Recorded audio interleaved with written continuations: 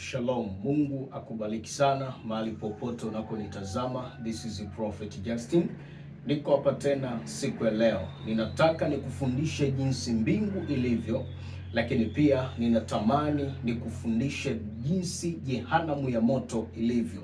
Kitabu cha Ufunuo sura ya 21 mstari wa kwanza anasema, kisha nikaona mbingu mpya na nchi mpya, kwa maana mbingu za kwanza na nchi ya kwanza zimekwisha kupita, wala hapana bahari tena.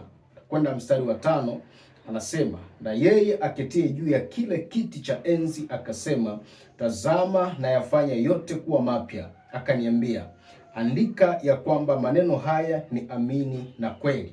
Akaniambia, imekwisha kuwa. Mimi ni Alfa na Omega, mwanzo na mwisho.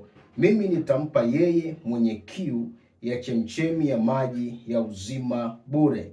Yeye ashindaye atayarithi haya, nami nitakuwa Mungu wake, naye atakuwa mwanangu. Kwa hiyo watu pekee ambao watafanikiwa kuingia mbinguni ni wale watakao yashinda ya dunia. Leo hii tuna wimbi kubwa la Wakristo ambao wanamwacha Yesu kwa kigezo kwamba jaribu limenishinda, kwa kigezo kwamba dhambi imenishinda. Nisikilize, Biblia inasema atakayeshinda. Kwa hiyo mbele za Mungu siku ya mwisho hautakuwa na uzuru, hautakuwa na pointi za kujitetea, alafu Mungu akakusikia kwamba Mungu, unajua yule binti alinisumbua sana nikajikuta nimezini naye. Yule mchumba uliyenipa alinisumbua sana nikajikuta nimezini naye. Nisikilize, hata wachumba wengi mnaopata makanisani sio Mungu anayewapa, ni tamaa zenu. Wakati mwingine Biblia inasema kwamba Mungu hamjaribu mtu, lakini mtu anajaribiwa na tamaa zake, na kwa sababu unajaribiwa na tamaa zako, kinachofuata ni anguko. Nisikilize, jaribu linalokuangusha kwenye dhambi, chimbuko lake sio Mungu, chimbuko lake ni tamaa za mwili wako. Uliingia kwenye jaribu la zinaa kwa sababu uliwaka tamaa ya kuolewa, na bila kufuata mapenzi ya Mungu ukajikuta umeanguka mikononi mwa wakala ambaye mwisho wake mkazini. Sasa Yesu anasema atakayeshinda, na kuna mahali alitoa maagizo akasema, jipeni moyo, mimi nilishaushinda ulimwengu. Maana yake na sisi tunatakiwa tushinde ulimwengu. Kwenye kushinda ulimwengu tunatakiwa tushinde dhambi zote, na sio dhambi tu, tunatakiwa tushinde kutumia baadhi ya vitu ambavyo vinaonekana kuwa na faida, lakini kumbe katika ulimwengu wa roho matokeo yake ni hasara kubwa ya nafsi. Kwa mfano, tumekuwa tukipiga kelele, wanawake acheni mapambo, acheni mawigi, acheni marasta, acheni makeup, kwa sababu kuna vitu mnapotumia vinamkosoa Mungu, kwamba Mungu ulituumba vibaya, tunatakiwa weupe wetu uwe hivi, inatakiwa masikio yetu yangekuwa hivi, inatakiwa hapana, tunaweka marasta, tunaweka mawigi. Vitu bandia, matumizi ya vitu bandia kwenye miili ya watu, kucha bandia, kope bandia, ni machukizo kwa Bwana, kwa sababu unakuwa ni mfano wa mtu asiyekubali vitu asili alivyoumbwa navyo. Sio hivyo tu, unapokwenda kutumia makeup usoni ni kama unamfundisha Mungu kwamba sura ya asili ulioniumba nayo, hapana, haiko vizuri, ilitakiwa kuwa hivi. Unapotumia cream unajichubua, vitu vya ajabu sana. Leo makanisani wanajichubua, mabinti wanajichubua, na cha ajabu wamepata mama wachungaji wa kuzimu ambao wanawaambia binti zangu, ili muolewe msikae kizee. Nisikilize, unapoacha kutumia mapambo haupo kizee, yaani ndio unapendeza kuliko wengine wote, kwa sababu ikitokea umepata mwenzi ambaye amekutamani kwa sababu ya kujipamba kwako, nataka nikwambie, siku ukikosa hivi vya kujipamba hataweza kuendelea kupenda tena, moyo wake utakukinai na kukuchukia. Ni bora mtu akukute ukiwa natural, na hakuna mtu anaonekana mzee kwa sababu ya kuwa natural. Ni vile midhambi yenu na miovu yenu imewafarakanisha na Mungu, hata mnapomuomba Mungu hataki kusikia. Mbona kuna watu ambao hawatumia hayo makorokoro lakini wamebaki wako vizuri? Shetani ameingia makanisani, analeta matumizi ya vitu ambavyo vitapozesha nguvu ya kiroho. Kwa nini watu wanasifu sana wokovu wa miaka ya 80? Wanasema unajua kipindi hicho tunaokoka miaka 1900 na huko mambo yalikuwa vizuri. Nguvu ilikuwepo makanisani, lakini leo hakuna. Unadhani nini kinachosababisha nguvu isiwepo? Baadhi ya vitu vinavyosababisha ni hayo mapambo na makorokoro ambayo shetani analitenda kanisa kwa akili. Wanawake wanavaa masuruali, kitu ambacho ni machukizo kwa Bwana, maana Biblia alishasema mwanamke asivae mavazi ya mpasayo mwanaume. Hicho kilebo kwenye nguo yako kinachokuambia ni ya kike wakati ni msuruali, ni akili tu fulani za shetani ambazo anakusudia akupoteze. Na ndio maana maumbile yako yamekuwa yakikaa vibaya pindi unapotumia hayo mavazi. Mini sketi makanisani, mawiki makanisani, watu wanatumia vitu, wengine wametoboa mpaka ndimi zao, wametoboa mpaka pua zao, wanaweka vipini, wanawake wa kilokolea, wanawake wa kanisa la leo, alafu wanatamani watamshinda shetani. Huwezi kumshinda shetani, huwezi kuishinda dhambi endapo unatumia vitu ambavyo ni miliki ya shetani. Kuna watu mnamilikiwa na kuzimu kwa sababu mnatumia bidhaa za kuzimu. Hivyo mnavyotumia hivyo ni miongoni mwa bidhaa za kuzimu. Kuna baadhi ya madawa ya nywele ambayo yapo connected na madhabahu ya giza, mengine kutengenezwa kwake chimbuko linahusisha viungo vya watu. Ile tu wamfahamu, mmekuwa mkifuata mkumbo, mnatafuta uzuri wa kutengeneza. Baki kwenye uzuri wa asili, uone kama Mungu hajakupa nguvu ya kushinda hapo. Kuna walimu wenu walikuwa makonki wa kuwafundisha mjipambe, mjipodoe, si mfanye nini, wao wenyewe wakaishia tu kuachana, wala ndoa zao hazikudumu. Unadhani hivyo vitu ndio vinafanya ndoa idumu? Mahusiano yako na Mungu ndio yatafanya ndoa yako idumu. Sasa Mungu anasema nitakaowaruhusu kuingia kwenye mbingu hii. Mbinguni ni mahali para sana, ni mahali patakatifu, ni mahali pazuri. Kama mnadanganyana kwamba kwenye ndoa ni paradiso ya duniani, mmepotoka. Kama unadanganywa kwamba ukiwa na pesa nyingi ndio unaonja paradiso duniani, mmepotea. Yaani kwambie, mbingu ni mbingu tu. Uzuri wake hakuna mahali popote unaweza kufananisha. Hata kama uliingia kwenye gorofa kubwa yenye vitu kiasi gani, ma AC kiasi gani, yaani kwambie mbingu ni zaidi ya hivyo. Yaani ukisikia mbingu, maana yake Mungu anasema nataka watoto wangu mkitoka hapa duniani niwapumzishe mahali ambako hamkuwahi kupaona huko duniani. Hiyo ndio maana ya mbingu. Achana na kudanganyana huko makanisani kwenu, mnaishia kuwa wazinzi, mnaishia kuwa watoa rushwa na watu ambao mnafanya mambo yasiyompendeza Mungu. Sasa jehanamu ya moto ni nini? Na kwa nini sehemu nyingine kwenye maandiko linaitwa ziwa la moto? Kwa sababu muonekano wake ni mfano wa ziwa la moto. Yaani ni moto uliokolea mpaka umefika kwenye levo ya kama ziwa fulani. Yaani ukitazama ni mfano wa bahari ya moto. Na humo ndani Biblia inasema kuna kuwa na funza ambao hawafi. Wako special wanaandaliwa kwa ajili ya kwenda kumtesa kiumbe anaitwa binadamu anayefia dhambini, pamoja na kushughulika na mapepo na mashetani baada ya siku ya hukumu. Wapo kule kwenye jehanamu, kwenye ziwa la moto kule. Wanaandaliwa kwa ajili ya watenda dhambi wote. Achana na sala za marehemu eti mlaze mahali pema peponi. Jitu lilikuwa ni zinzi, limeuawa kwenye fumanizi huko, alafu mnasema alazwe mahali pema peponi. Pepo gani ya kijinga hiyo ambayo Mungu anachomoa wazinzi kule, twende huku peponi? Hakuna kitu cha namna hiyo.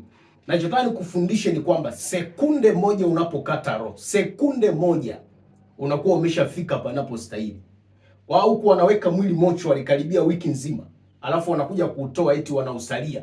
Mungu huyu alitoa sadaka, tumejenga kanisa, sisi tumetengeneza milango ya kanisa, sisi alikuwa mimi mchungaji wake, sukari sipungukiwi, kumbuka sadaka zake, mpeleke peponi. Mungu anawashangaa tu. Hakuna chochote ambacho watafanya hapo. Alishakwenda mbele za haki. Tunasema mbele za haki. Kama alikuwa ni mwenye haki, alishafika mbinguni saa nyingi.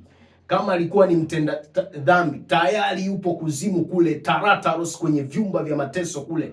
Anapata kibano kutokana na alichokifanya hapa duniani. Kuna watu walikuwa wanatumia mapambo wakiwa kule, wanapewa vitu mfano wa kemikali ambazo ni hatari, wanaambiwa wajipake usoni. Utaona nyama za kwenye nyuso zao zinadondoka chini, alafu zinarudi tena, wanapewa tena vingine, wanaambiwa tumia. Si ulikuwa hujakubali asili Mungu aliyokuumba nayo? Shika, tumia. Walevi wanalishwa asidi kali, wanalipuka, roho zao zinatawanyika, zinarudi tena. Mateso ya huko hayaelezeki. Sasa hiyo ni kuzimu. Iko pia jehanamu ya moto, huko wote watatupwa siku ya mwisho. Kwa hiyo kuzimu, maandiko yanasema itawatoa watu walioko huko ndani.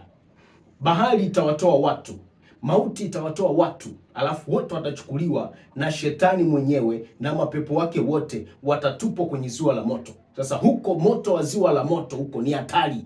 na maandiko yanasema moshi wao utapanda mbele za Bwana milele na milele. Lakini pia huko kuna funza mwenye uwezo wa kutoboa mwili wako, kutoboa fuvu la kichwa huku akatokea huku. Utakutana nao huko endapo utakosa mbingu. Yaani ikifika wakati ukasikia unyakuo umetokea, ukasikia wenzako wameshaenda, yaani ukishapata hizo taarifa ukiwa huko hapa duniani, ujue umebaki. Ukisikia askofu wako anasimama kukutoa hotuba fupi ya kuelezea kilichotokea, naye kabaki. Tupo kwenye dunia ambayo tuache ushabiki wa madhehebu, tuache kushabikia viongozi wa dini, tuwe ni wafuasi wa Yesu, kumtumikia Yesu katika roho na kweli. Na pale tutakapoona Biblia ama Injili inakejeliwa kwa namna yote, tunatakiwa tusimame kumtetea Yesu na sio kutetea madhehebu wala madini wala chochote. Hicho hakitakupeleka mbinguni. Wezi ukafika mbinguni ukakuta mbingu ya watu wa kanisa fulani iko hapa, mbingu ya watu wa kanisa dhehebu fulani. Hakuna kitu kama hicho. Ni nyinyi tu mnadanganyana kwenye makanisa yenu. Sasa watu watakaokosa mbingu, nisikilize vizuri hapa, nitawaelezea kwa ufupi. Ufunuo hiyo 21 mstari wa 8 nasema, bali waoga na wasioamini na wachukizao na wauaji na wazinzi na wachawi na hao waabuduo sanamu na waongo wote, sehemu yao ni katika lile ziwa liwakalo moto na kiberiti. Hii ndiyo mauti ya pili. Kwa wametajwa watu kadhaa hapo ambao hawana sehemu mbinguni. Hata kama wapo makanisani wananena kwa lugha, wamevaa vizuri, wanamsifu Mungu, wanahubiri Injili, kama wana hizi sifa, anasema huko mbinguni hakuna sehemu yao. Badala yake sehemu yao ni kwenye ziwa la moto. Aina ya kwanza anasema waoga. Tuna Wakristo leo waoga. Hawasemi ukweli kwa sababu ya uoga.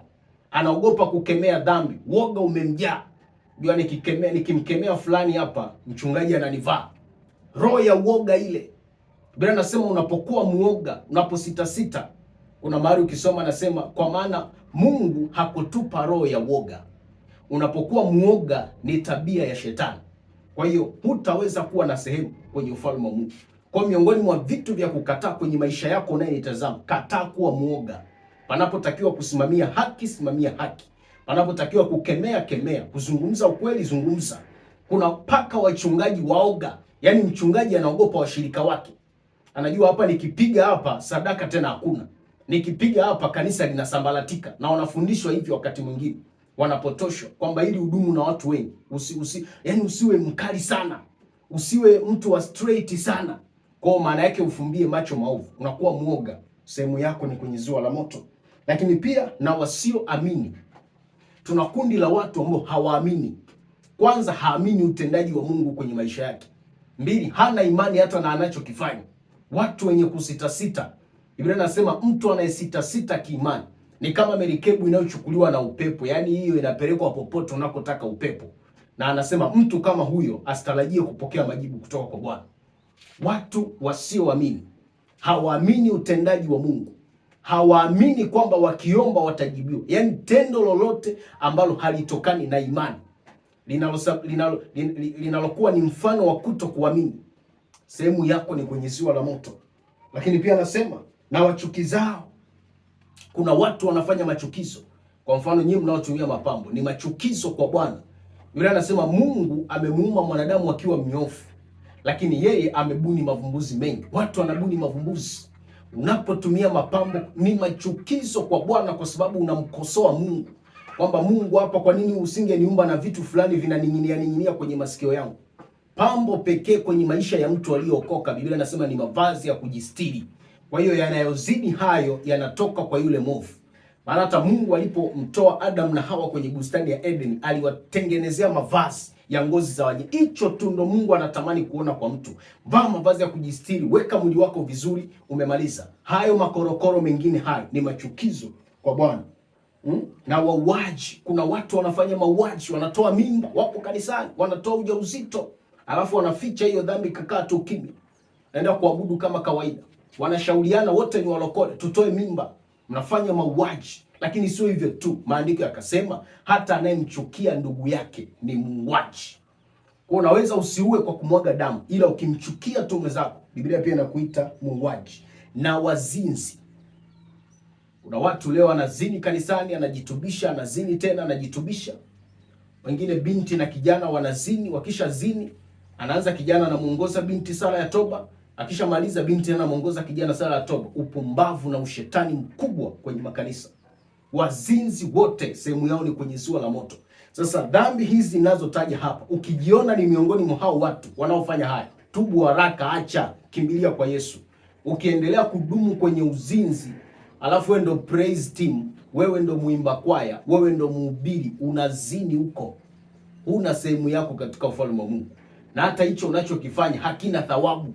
Namuona mhubiri mmoja anaimbaimba masingeli, anaongeaongea maneno ya kihuni, anapita huko mitaani, anafanya ushuhudiaji eti ni wa kizazi kipya. Na nikwambie, yule kazi yake haina thawabu. Hakuna maana ya kazi anayofanya. Mbele za Mungu ni kama takataka, kwa sababu anatumia dunia na mambo ya kuzimu kuhubiri Injili, kitu ambacho ni machukizo mbele za Bwana.